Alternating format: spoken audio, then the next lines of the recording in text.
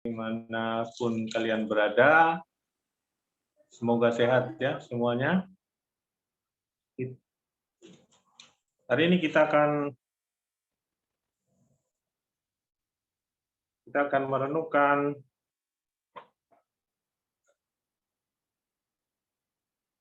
dari Roma 12 ayat 11. Janganlah hendaknya kerajinanmu kendor. Biarlah rohmu menyala-nyala dan layanilah Tuhan. Senada dengan pesan dari kitab Amsal tadi, jangan malas. Mari kita melihat diri kita ini termasuk yang mana. Jangan-jangan ini termasuk yang malas. Ada yang belum mandi? Sampai jam segini mungkin baru bangun tidur, makanya videonya tidak muncul. Anda sendiri yang tahu ya. Presentasinya tolong ditampilkan, operator.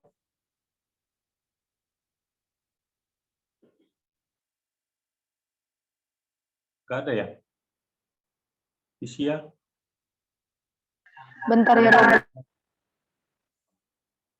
Bentar ya Romo, lagi dibuka Romo. Oke.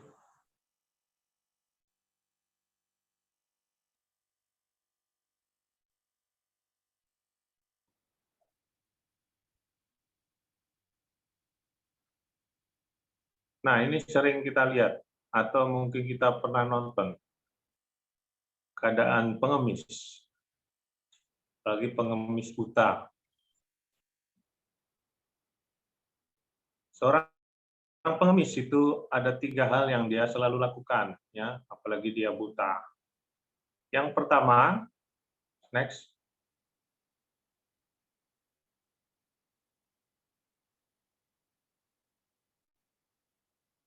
Duduk saja. Ya, seorang pengemis, apalagi kalau dia buta, kalau dia tidak buta mungkin dia lebih leluasa untuk kemana-mana. Ya, hanya duduk saja. Apakah kita juga duduk-duduk saja selama masa COVID ini? Mari kita lihat sendiri diri kita masing-masing. Lebih banyak apa yang kita buat? 24 jam? Lebih banyak duduk di depan laptop dengan HP?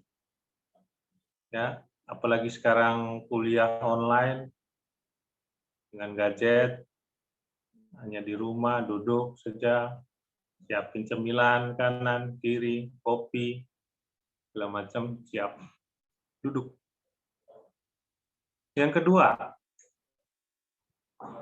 seorang pengemis yang buta atau yang tidak buta itu seringkali mengambil posisi di pinggir jalan.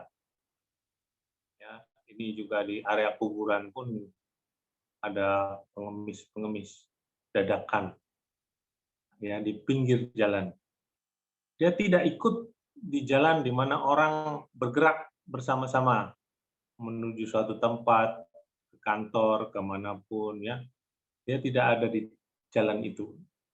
Ketika orang menjalankan visi organisasi, dia juga tidak ikut, pasif di pinggir jalan. Ya. Ini ciri yang kedua. Kita termasuk itu di pinggir, tidak ikut visi gerakan bersama LKM kita atau organisasi-organisasi yang kita ikuti atau gereja kita masing-masing, kita hanya di pinggir, tidak ikut serta, ada yang tahu. Yang ketiga, ciri pengemis yang kita bisa lihat. Next.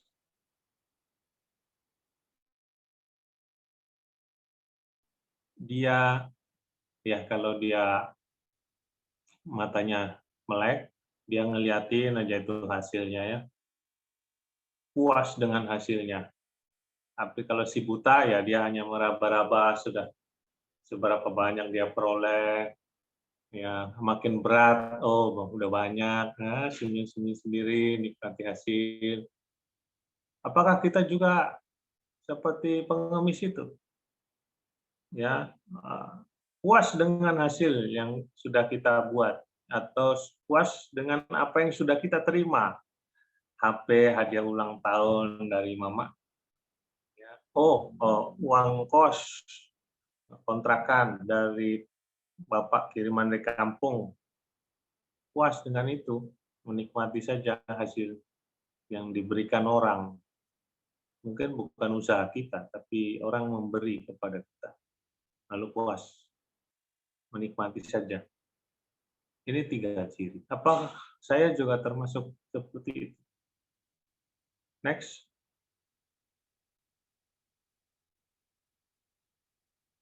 Nah, kita belajar dari Bartimeus, seorang pengemis juga, anak Timeus di pinggir jalan. Kita buka Markus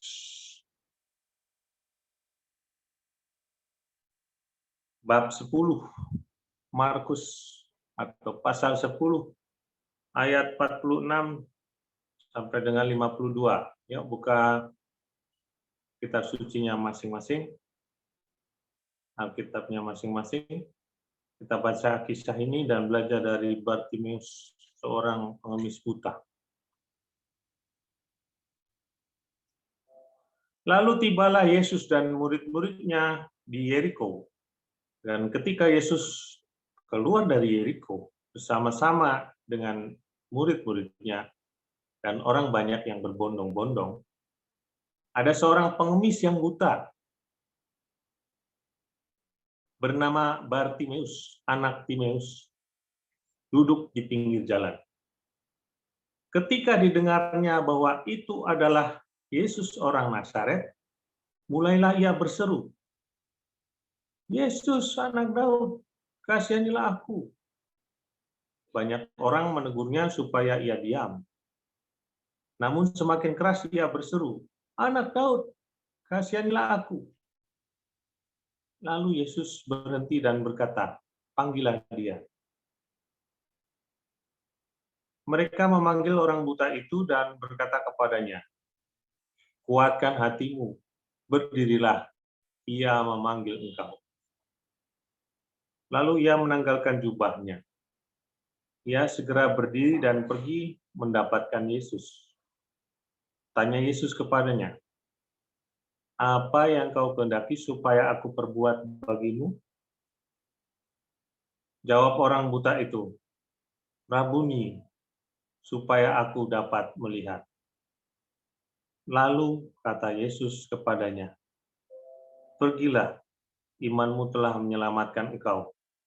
Pada saat itu juga melihatlah ia, lalu ia mengikuti Yesus dalam perjalanannya. Saudara-saudariku yang terkasih, kenapa kita mesti belajar dari Bartimeus? Bartimeus seorang pengemis yang buta. Tapi lihat, dia berbeda dari pengemis buta yang lain. Betul bahwa pertama dia duduk. Ya, tadi ciri pertama dia duduk. Ya, kita kembali ke tadi. Yang kedua, di pinggir jalan. Betul, dia berada di pinggir jalan. Kalau di tengah ditendang-tendang, senggol-senggol orang yang lewat, ya. Dia di pinggir. Tetapi kita lihat slide selanjutnya. Dia tidak hanya duduk dan di pinggir jalan dan tidak puas saja menikmati hasilnya. Minta tolong, operator. Ya. Next. Dia mendengar, ya, mendengarkan, pasang telinga. Ketika didengarnya bahwa itu adalah Yesus orang Nazaret, ya, dia dengar ada Yesus lewat. Pasang telinga.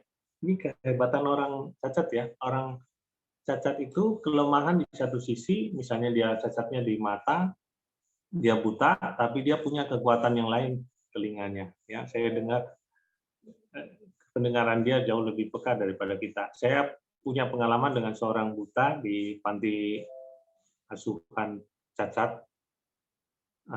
Selama 1 bulan saya tinggal bersama mereka. Ada seorang musikus pemain piano, lebih lihai daripada saya main alat musik. Suroso namanya. Nah, dia menggunakan telinganya untuk mendengar nada-nada. Dia langsung bisa dong. Lagu baru, ya, dia baru dengar, dia simak, langsung dia temukan nadanya. Langsung dia mainkan dengan piano. Itulah kehebatannya. Tuhan selalu memberikan keseimbangan. Dia lemah di mata, tapi telinganya peka. Dia mendengarkan. Oh, Yesus lewat. Next, dia tidak hanya mendengarkan, dia punya mulut. Next, presentasinya. Dia berteriak, Yesus anak Daud, kasihanilah aku. Ya, dia tidak give up pada keadaannya, tidak menyerah pada keadaannya, santai-santai saja. Udahlah, beginilah keadaan hidupku, dan nasib, dan takdir, nggak ada tuh. Nasib, takdir, nggak ada. Ya, dia menggunakan mulutnya untuk memanggil Tuhan. Yesus, anak Daud, kasihanilah aku. Orang yang di sekitarnya ada macam-macam sikap. Ya, melihat seorang pengemis buta yang teriak memanggil Tuhan, ada yang mencoba menghalanginya. Diam, jangan teriak-teriak. Ya, sikap pertama ada yang menghalanginya. Sekalipun menghalanginya, si pengemis ini tidak gentar. Dia berteriak lagi, Yesus, anak Daud, kasihanilah aku. Ya, dia tidak berhenti memanggil Yesus. Akhirnya Yesus mendengar. Dia berhenti, lalu menyuruh orang lain, suruh panggil orang buta itu. Dan sikap seorang yang lain tadi menghalangi dia bertemu dengan Tuhan, tapi juga ada yang mengantar dia kepada Tuhan. Nah, sikap ini bisa jadi permenungan buat kita. Ketika kita melihat orang lain yang sakit, orang yang susah, orang yang ingin bertemu Tuhan, sikap kita yang mana? Menghalanginya? Ada orang yang berusaha malah menghalangi orang lain untuk berjumpa dengan Tuhan. Atau kita bersikap seperti yang kedua, membantu dia untuk berjumpa dengan Tuhan. Karena Tuhan yang bisa mengadakan perubahan. Tuhan yang bisa menyembuhkan. Kalau kita melihat saudara kita, orang muda, ada yang hanya santai-santai, tidur-tidur, jadi tidak peduli. Zaman COVID ini kan membuat orang zaman sekarang mager ya, malas gerak. Diam di rumah, nggak buat apa-apa, asik dengan gadgetnya, main game. Melihat keadaan itu, bagaimana sikapku? Saya salut dengan para pengurus ini ya di kampus ini dalam kerohanian LKM yang punya hati memikirkan temannya. Ayo kita bangun, kita bergerak. Jangan hanya diam aja, ngajak temannya untuk bertemu dengan Tuhan. Ini luar biasa. Atau hanya sekedar mungkin forward pengumuman ini ya, atau link-link Zoom meeting kita. Mungkin ada yang tadi ya, tambah teman lagi lewat WA, ngajak. Itu juga bagus. Itu berarti kita orang yang kedua, yang mengantar orang lain untuk berjumpa dengan Tuhan. Tidak menghalanginya.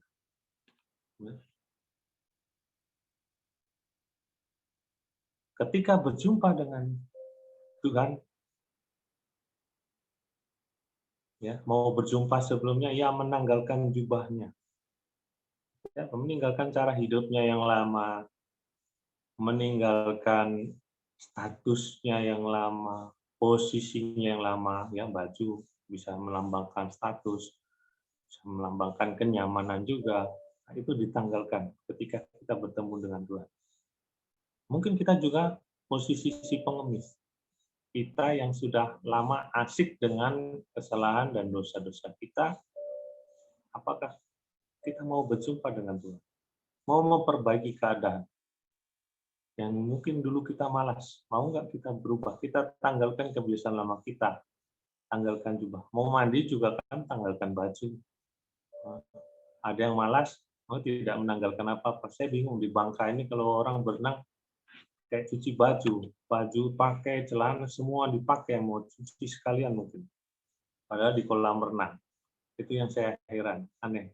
Tapi kalau kita mandi pasti kita buka baju, ya, buka semua, nanggalkan semua, baru bersih. Ya, kalau mandi tapi pakai baju, pakai celana, bagaimana bersihnya? Oke, dia menanggalkan jubahnya, segera berdiri, nggak tunda-tunda, ntar. Anak muda sekarang lagi pegang HP, gadget, dipanggil orang tuanya, ntar, sebentar lagi nih, bikin kalah aja, hampir nih, udah level tinggi nih, sebentar. Lihat bagaimana Bartimeus menjadi teladan, dia langsung segera berdiri dan pergi mendapatkan Yesus. Ya, ada yang tadi juga ketika dapat undangan Zoom, segera klik, segera berdiri, bangun dari tidurnya, belum cuci muka, mungkin belum mandi, belum apa, tapi ya karena mau berjumpa dengan Tuhan, ya segera berdiri. Tetapi lihat bagaimana Tuhan menghadapi kita manusia. Dia bukan penentu segala-galanya.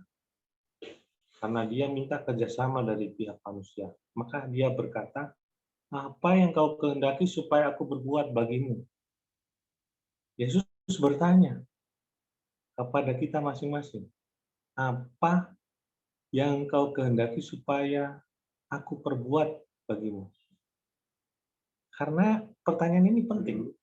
Karena ada orang yang buta, ada orang yang sakit, cacat, ada orang yang malas. Dia nyaman dengan keadaan dirinya, dia tidak mau merubah keadaannya. Dia enakan buta, aku nggak bisa lihat kejelekan orang, aku nggak perlu ngelihat mukamu, musuhku, aku nggak perlu lihat tokoh-tokoh yang kita nggak suka, nggak perlu. Makanya nyaman dengan buta. Aku nyaman dengan kebutaanku. Tapi Bartimeus tidak nyaman. Maka dia berkata, Rabuni supaya aku dapat melihat. Dia tidak nyaman dengan keadaan butanya. Maka dia minta supaya dipulihkan kebutaannya. Nah, kita termasuk yang mana? Apakah kita nyaman dengan keadaan kita? Saking nyamannya, nggak usah dirubah. Udah nyaman. Posisi enak. Ya, posisi enak itu PW kalau anak muda bilang posisi enak weleng nyaman sehingga tidak mau berubah. Tapi orang buta ini, aku mau berubah, aku mau melihat. Ya, Tuhan butuh kerjasama kita.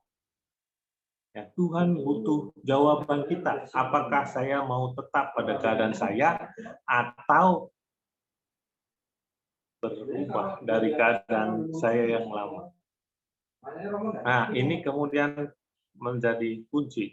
Imanmu yang menyelamatkan. Apa keyakinan kita dalam hati kita, itu yang menyelamatkan. Slide selanjutnya, coba kita lihat.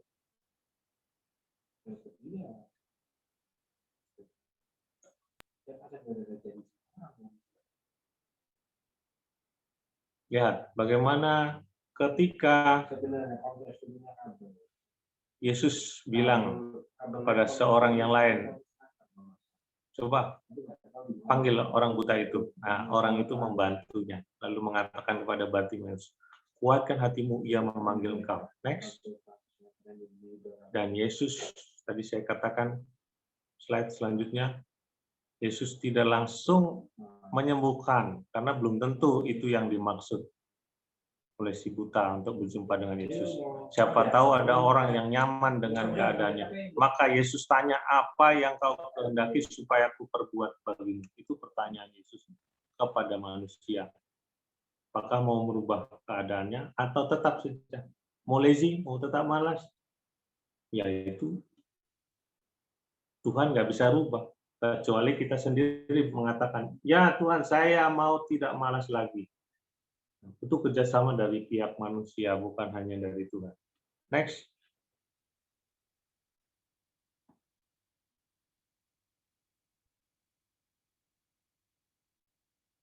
Dalam kitab Amsal, ya.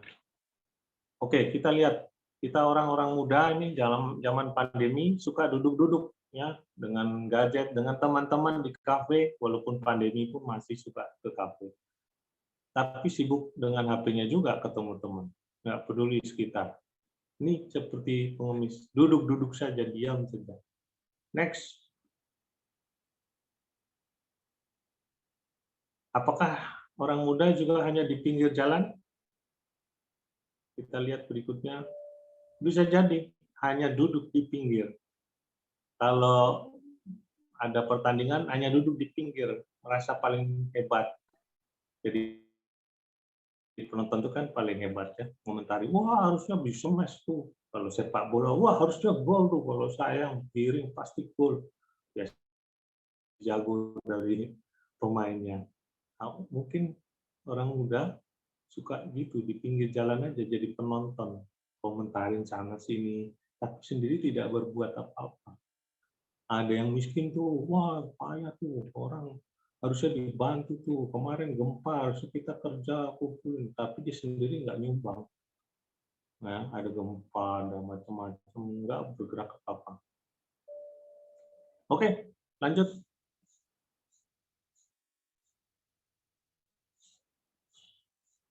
Next. Apakah kita juga nyaman dengan keadaan kita, nggak mau berubah? Nah, sudah menikmati HP yang diberikan orang tua, sudah cukup dengan laptop, cukup dengan kos-kosan, dan sebagainya, lalu tidak mau berusaha lebih, menikmati saja apa yang diberikan orang kepada kita, tidak mau berusaha lebih. Mungkin kita harus belajar dari Bartimeus yang mau merubah keadaan. Next.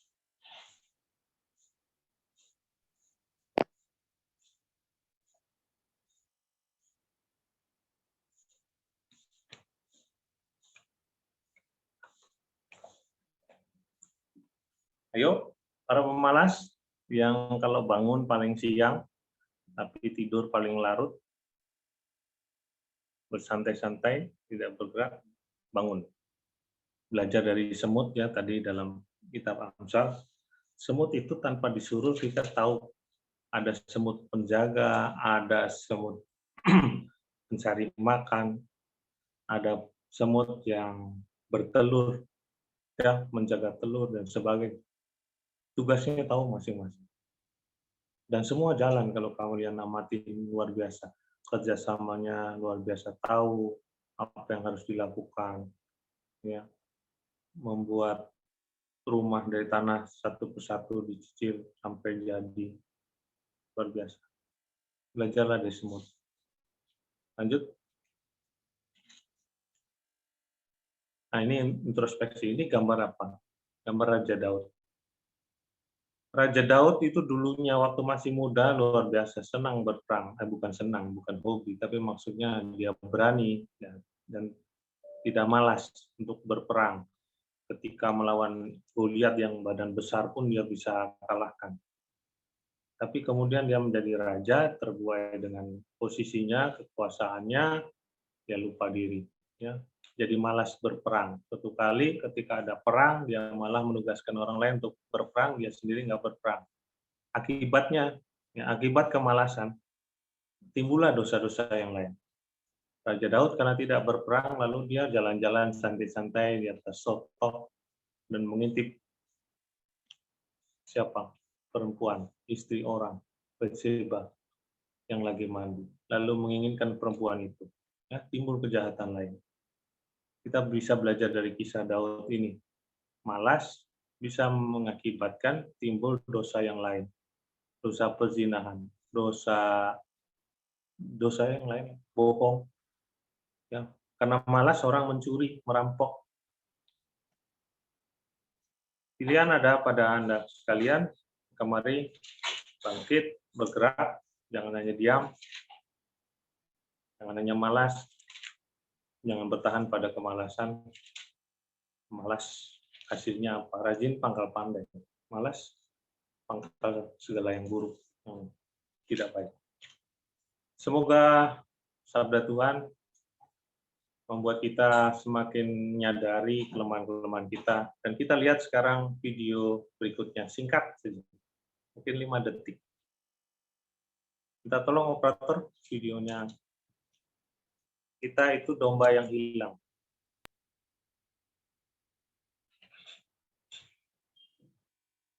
Tapi sekalipun kita seekor domba yang sesat, dicari oleh Tuhan, ditolong, diselamatkan. Kita terjebak dalam celah yang sempit, ditolong oleh Tuhan. Kita merasakan bebas.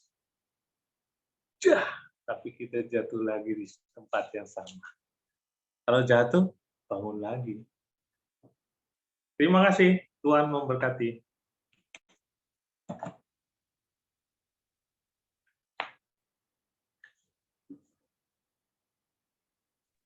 Saya kembalikan ke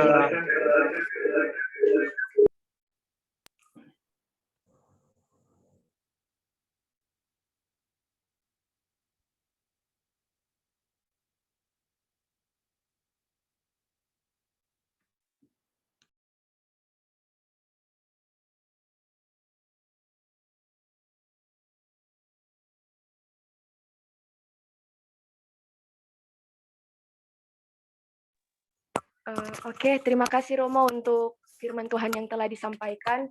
Mungkin bisa dibagikan juga sih Romo, gimana sih relevansi antara supaya kita itu nggak malas, ada nggak tips-tips untuk kami mahasiswa gitu, supaya nggak malas gitu. Ini soalnya kan bentar lagi pada mau UAS nih. Nah, mungkin kita bisa pasang amunisi dengan firman Tuhan gitu. Oke, terima kasih Romo. Mungkin bisa dibantu jawab, Romo.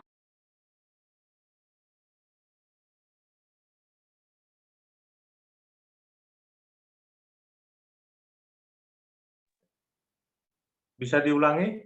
Sinyalnya tadi putus-putus tempat saya.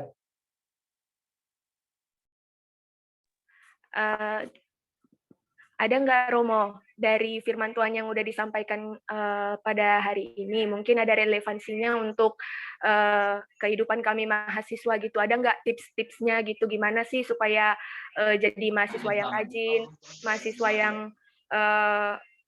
sekalipun dalam pelayanan, dalam studi juga, tetapi balance gitu. Mungkin bisa tolong disampaikan, Romo, kepada kami kalau ada tips-tipsnya gitu. Makasih. Baik, tipsnya pertama jangan terlalu perfeksionis ya, jangan idealis. Kadang-kadang orang malas bergerak itu karena dia perfeksionis, pengen hasil yang sempurna. Maka jangan menjadi perfeksionis dengan memulai langkah pertama. Kalau kamu mau lari, mulailah dengan langkah pertama. Kalau enggak, kamu nggak bisa-bisa. Kalau diam di tempat, memikirkan takut resikonya, takut nanti gagal, maka mulailah dengan langkah pertama. Jangan diam aja. Ya, jangan jadi perfeksionis yang hanya takut gagal, takut risiko, mempertimbangkan terlalu panjang sehingga nggak bergerak. Ya, itu yang pertama. Yang kedua, seperti Bartimeus, ya, tanggalkan jubahmu, tanggalkan pakaianmu, tanggalkan statusmu, bertemu dengan Tuhan. Itu penting, ketemu dengan Tuhan, lalu mintalah supaya ubah hatimu yang malas itu. Tapi perlu kerjasama. Seperti Bartimeus kan, bisa sembuh dari butanya, bukan hanya karena Tuhan, tapi karena kemauan dalam dirinya. Aku mau supaya aku dapat melihat. Jadi bangun kehendak yang kuat dalam diri kita. Itu tipsnya. Saya kira itu ya. Yang ketiga, lihat semut. Yang dari Amsal tadi kita bisa mendengar. Lihatlah semut. Pelajari hidup semut. Nah, dekat kan semut, mungkin di halaman, mungkin di dalam rumah kita juga. Semut itu bekerja tidak kenal musim. ketika makanan berlimpah, dia tetap bekerja, dia simpan makanan.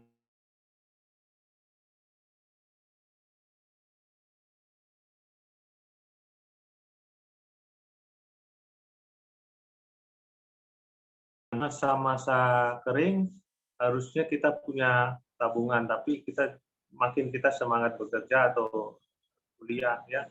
Nah, masa-masa saat kita semangat, punya mood yang bagus, jangan sia-siakan. Banyak-banyak belajar. Kadang-kadang nih mahasiswa kalau belajar nih tunggu mood, ya. Nah, mood yang bagus. Nah, ketika mood itu datang, banyak-banyaklah membaca, banyak-banyaklah belajar. Karena ada saatnya ketika mood itu nggak bagus. Ketika masa mood-nya nggak bagus, kamu udah simpen banyak hal ketika mood-nya bagus. Ya, ketika mood nggak bagus, cepat sadar, bergerak, jangan diam di tempat. Nah, saya kira setiap orang, setiap mahasiswa tahu caranya bagaimana belajar yang tepat untuk dirinya. Ada yang suka dengan motorik, ya. Motorik, jadi ketika mengingat dengan sambil menulis, membuat ringkasan atau apa sambil gerak tangannya, itu membuatnya mengingat. Ada yang gampang mengingat dengan melihat saja, ya, baca halamannya, dia tahu halaman berapa itu.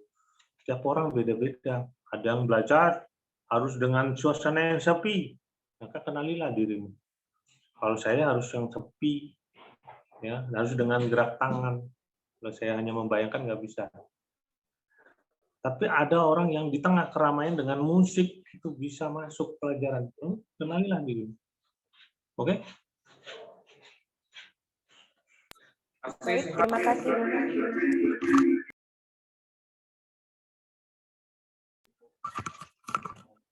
Baik, terima kasih Romo untuk penyampaian firman-Nya dan juga tips-tipsnya buat kami mahasiswa.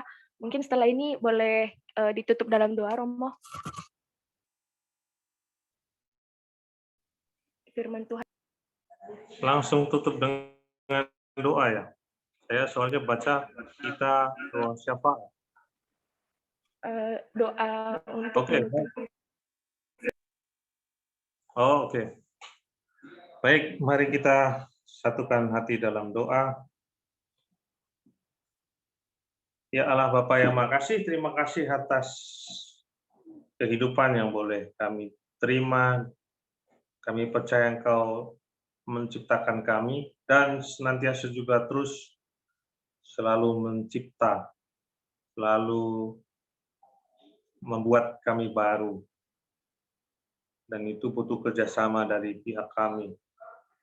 Kami adalah tangan kanan-Mu dalam penciptaan. Kami bisa membantu Engkau dalam segala hal-hal baik yang kami buat untuk membuat bumi ini menjadi lebih baik.